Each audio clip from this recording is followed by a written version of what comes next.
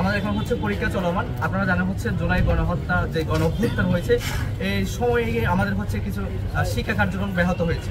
তো সেই বিষয়টাকে আমরা মাথায় রেখে আমাদের এখন পরীক্ষা চলমান রয়েছে।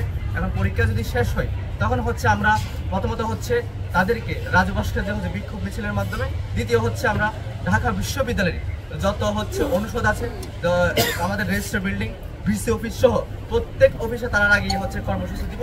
যদি এটাই যদি হচ্ছে তাদের কর্ণকুহরে যদি না যায় তখন হচ্ছে আমরা শাহবাগে নামতে বাধ্য হব। আমরা চাচ্ছি না এই মুহূর্তে এই আমাদের দেশে এখন ক্লান্তি লগ্নে হচ্ছে দেশের পরিস্থিতি খারাপ হতে যাচ্ছে, সেই হিসেবে আমরা হচ্ছে রাস্তা ব্লক করা এই সমস্ত কাজে আমরা নামতে চাচ্ছি না, এরকম কর্মসূচি দিতে চাচ্ছি না। যদিও বা তারা আমাদের বাধ্য করে তখন আমরা দিতে বাধ্য থাকবো। আরেকটা বিষয় হচ্ছে শাহবাগে রোড ব্লক করে আন্দোলন, এ ধরনের কোনো আন্দোলনে আমরা যাচ্ছি না, কারণ আমরা জানি আমাদের যে শিক্ষার্থী হিসেবে প্রতিনিধি হিসেবে উপদেষ্টা পরিষদে গিয়েছেন তারা অত্যন্ত প্রজ্ঞাবান, তাদের প্রতি আমাদের আস্থা রয়েছে।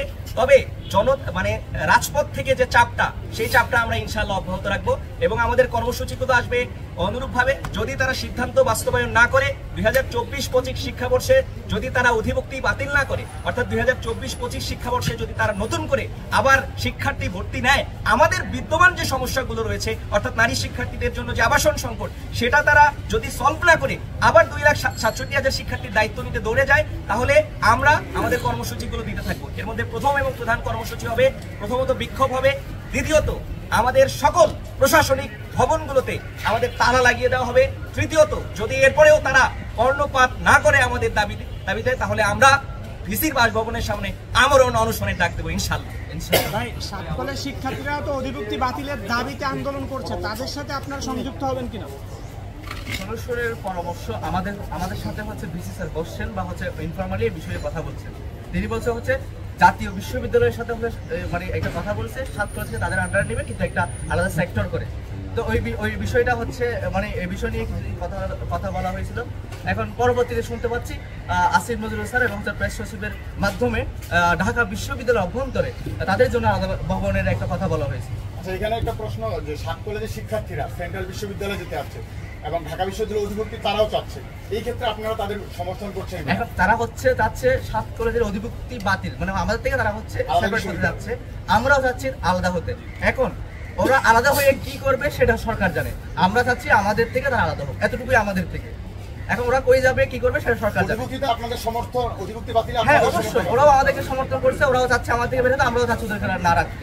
দুজনে হচ্ছে এখন সমান পর্যায়ে চলে আসি। 2019 সালে যেটা আমরা করছি সেগুলো হচ্ছে আমরাই নিজেরা চাইছি, সরকারও চাই না, তারাও চাই না, এখন দুজনে চাচ্ছি। তাহলে এরকম একটা পরিবেশে এখন আমি মনে করি সরকার হচ্ছে একটা সুন্দর সিদ্ধান্ত নেবে।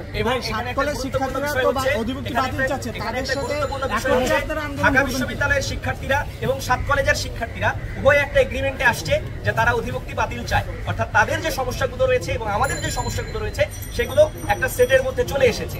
এখন দেখার বিষয় হচ্ছে এই যে ফ্যাসিবাদী যে সিস্টেম, 7 কলেজকে ঢাকা বিশ্ববিদ্যালয়ের উপর চাপানোর যে সিস্টেম, এটা আসলে কারা চাচ্ছে আপনাদেরকে খুঁজে বের করতে হবে। যারা সাংবাদিকরা রয়েছেন তাদের প্রতি আমাদের প্রশ্ন, এটা কারা চাচ্ছে? এটা চাচ্ছে তারা যারা এখান থেকে ব্যবসা করতে পারে, এই ব্যবসায়ীদেরকে ধরতে হবে।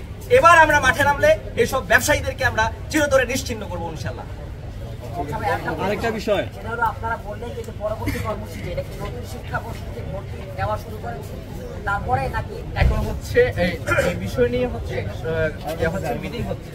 তো মিটিং এর যে আসবে, আমাদের মিটিং থেকে একটা সিদ্ধান্ত আসবে না, ওই সিদ্ধান্ত যদি থাকে ওদেরকে হচ্ছে অধিভুক্তি বহাল থাকে তখন হচ্ছে আমরা ওইটার বিষয়ে কর্মসূচি। আচ্ছা, আরেকটা প্রশ্ন হচ্ছে, আপনারা 7 কলেজ যেহেতু অধিভুক্তি বাতিল যাচ্ছে, তাদের সাথে আপনারা যৌথ আন্দোলনে যাবেন কিনা? না, আমরা হচ্ছে আমাদের মতো করে আন্দোলন করছি, তাদের সাথে আমরা যৌথ কোনো আন্দোলন।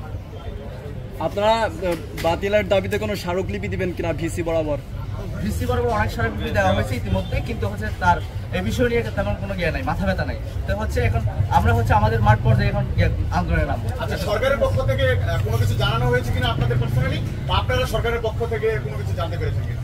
আমরা এখনো পার্সোনালি বা কিছু জানানো হয় নাই। আপনারা গিয়েছেন কিনা? আমরা এখন বিশ্ববিদ্যালয় কর্তৃপক্ষের সাথে কি আপনাদের কোনো কথা হয়েছে?